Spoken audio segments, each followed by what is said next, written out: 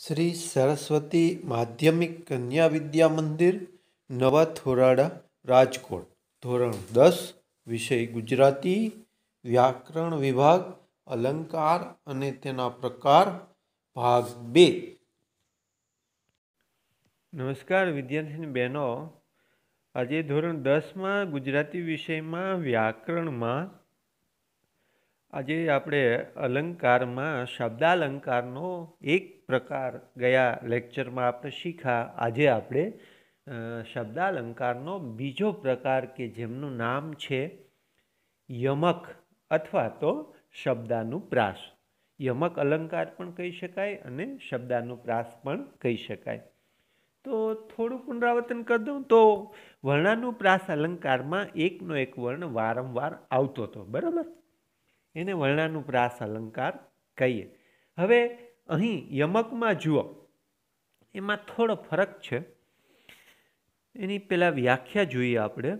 તો કે જ્યારે કાવ્ય પંક્તિમાં કોઈ એકનો એક અક્ષર સમૂહ, એટલે કે આખે આખો શબ્દ, અક્ષર નહીં, આખો શબ્દ વધુ વખત આવતો હોવા છતાં ભિન્ન ભિન્ન અર્થ ધરાવતો હોય દરેક જગ્યાએ, ત્યારે યમક કે શબ્દાનુપ્રાસ અલંકાર બને છે.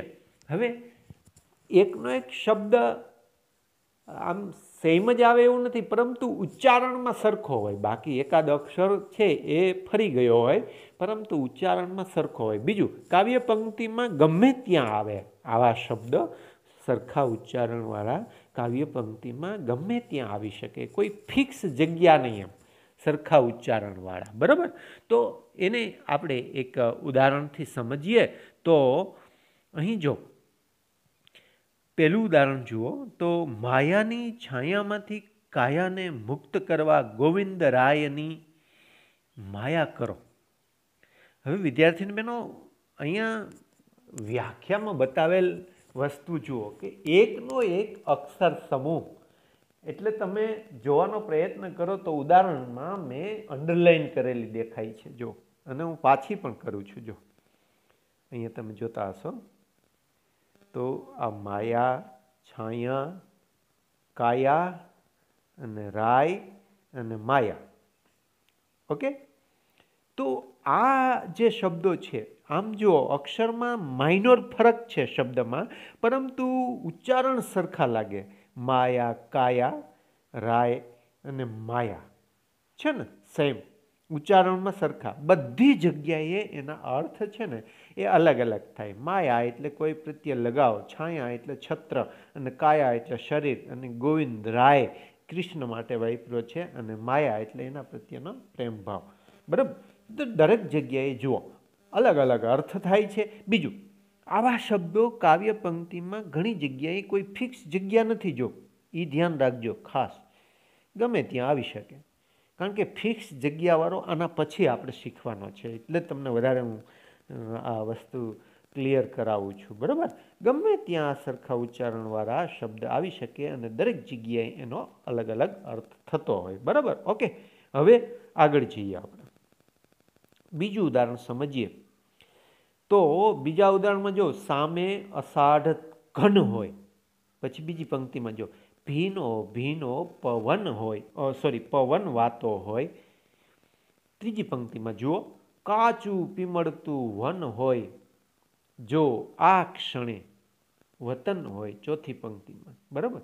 હવે અહીંયા આપણે જોવાનો પ્રયત્ન કરીએ બેનો, તો જુઓ તમે તો કે સામે અષાઢ ઘન હોય, આ પછી બીજી પંક્તિમાં જો પવન, બરાબર?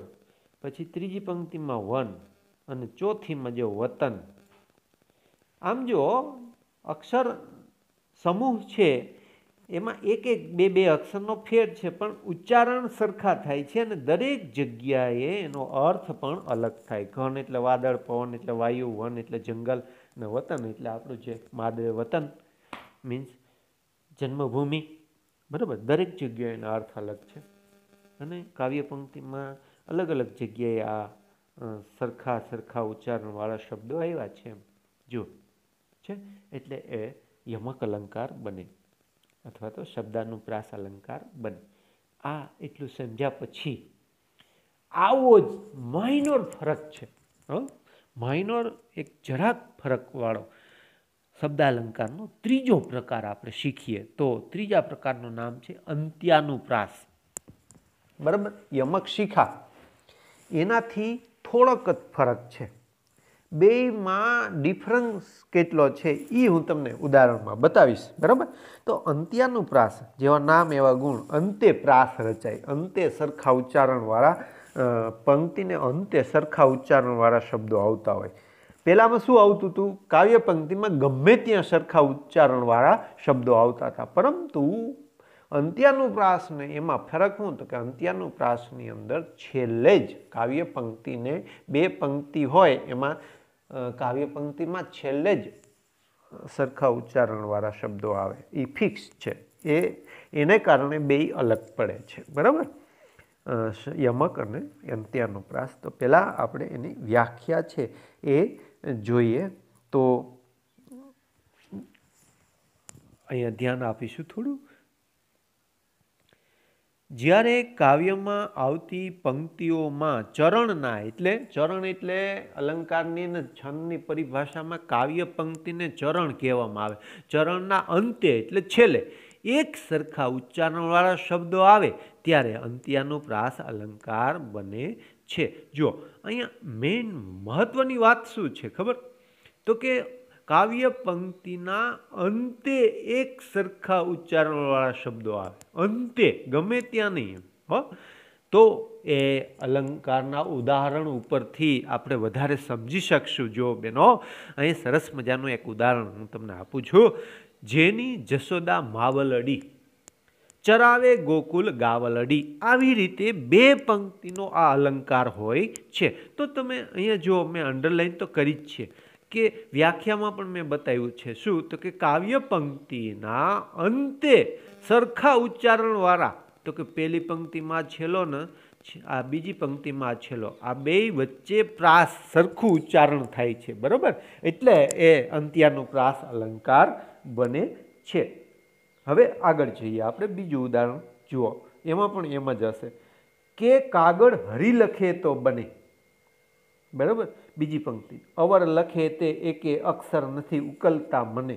અહીં તમે જુઓ તો પહેલી પંક્તિમાં બને, બીજી પંક્તિમાં મને, એ બંને વચ્ચે પ્રાસ રચાય છે કાવ્યને પંક્તિને અંતે. બરાબર, ત્રીજું ઉદાહરણ જોઈ લઈએ આપણે. સહુ ચાલો જીતવા જંગ, બ્યુગલો વાગે, યા હોમ કરીને પડો ફતેહ છે આગે. અહીં તમને હવે કેવું નહીં પડે. જો પહેલી પંક્તિમાં વાગે ને બીજી પંક્તિમાં છેલ્લે આગે, બે વચ્ચે ઉચ્ચારણ સરખું થાય છે, અર્થ અલગ છે. બરાબર, તો એ અંત્યે પ્રાસ રચાય છે.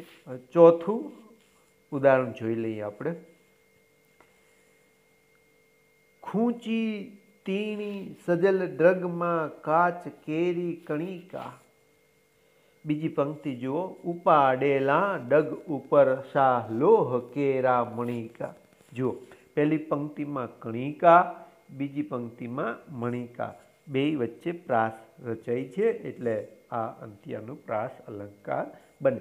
હવે પાછું તમને કહી દો, યમક અલંકાર અને અંત્યાનુપ્રાસ અલંકાર વચ્ચે ફેર શું? તો કે યમક અલંકારની અંદર સરખા ઉચ્ચારણવાળા શબ્દો કાવ્ય પંક્તિમાં પહેલા છેલ્લા વચ્ચે ગમે ત્યાં આવી શકે, જ્યારે અંત્યાનુપ્રાસની અંદર કાવ્ય પંક્તિમાં છેલ્લે જ પ્રાસ રચાતા શબ્દો આવે. પહેલી પંક્તિમાં છેલ્લો અને બીજી પંક્તિમાં છેલ્લો, તો જ એ અંત્યાનુપ્રાસ બને છે. બરાબર, હવે આગળ જઈએ.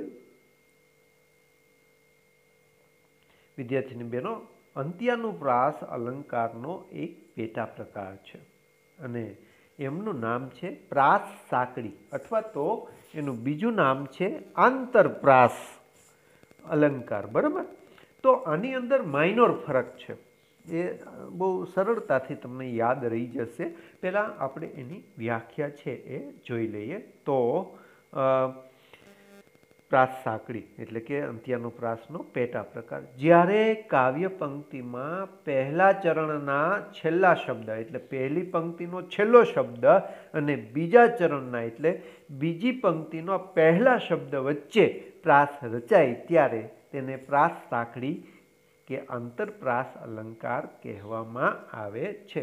પહેલામાં શું થતું હતું અંત્યાનુપ્રાસની અંદર? તો કે બે પંક્તિમાં છેલ્લો શબ્દની માં જ પ્રાસ રચાતો હતો. જ્યારે એના આ પેટા પ્રકારની અંદર શું થાય છે? તો કે પહેલી પંક્તિમાં છેલ્લો શબ્દ અને બીજી પંક્તિમાં પહેલો શબ્દ વચ્ચે પ્રાસ રચાય તો એ પ્રાસ સાંકળી અલંકાર બને છે. પરંતુ એનો જનરલ નામ અંત્યાનુપ્રાસ જ રાખી દે. આ પ્રાસ સાંકળી ન લખો ને અંત્યાનુપ્રાસ લખો તો પણ ચાલે પ્રકારમાં, બરાબર. હવે એનું આપણે એક અહીંયા ઉદાહરણ જોઈએ તો તમને વધારે સ્પષ્ટ થશે. તો જુઓ, મહેતાજી નિશાળે આવ્યા, લાવ્યા પ્રસાદને કર્યો ઓછો.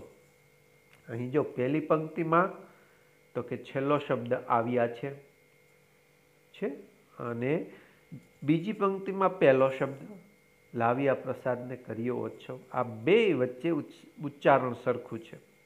એટલે જો પહેલી પંક્તિનો છેલ્લો અને બીજી પંક્તિનો પહેલા શબ્દ વચ્ચે પ્રાસ રચાતો હોય તો પ્રાસ સાંકળી અલંકાર બને. એવી જ રીતનું પછીનું ઉદાહરણ છે એ જુઓ.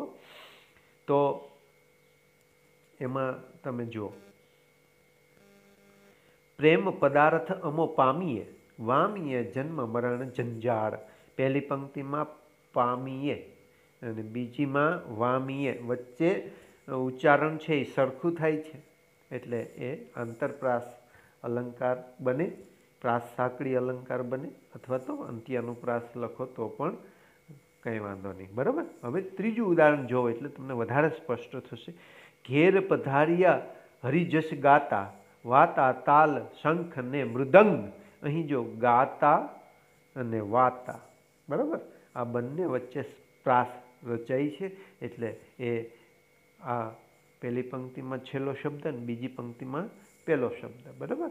તો એ પ્રાસ સાંકળી અલંકાર છે એ બને. તો બેનો અહીંયા તમે જોતા હશો કે બંનેની અંદર માઇનોર એવો ફરક છે. તો આજે આપણે આ બે પ્રકાર વિશે શીખવું એટલું રાખીએ. હવે આપણે અર્થાલંકારના પેટા પ્રકારો આવતા લેક્ચરમાં શીખીશું, બરાબર. આ જેમ છે એમ તમે નોટમાં પણ લખી લેજો હો, જેમ આપ્યું છે ને એવી જ રીતે વ્યાખ્યાન ઉદાહરણો, બરાબર, એ વ્યાકરણની નોટમાં તમારે લખી પણ લેવાનું છે.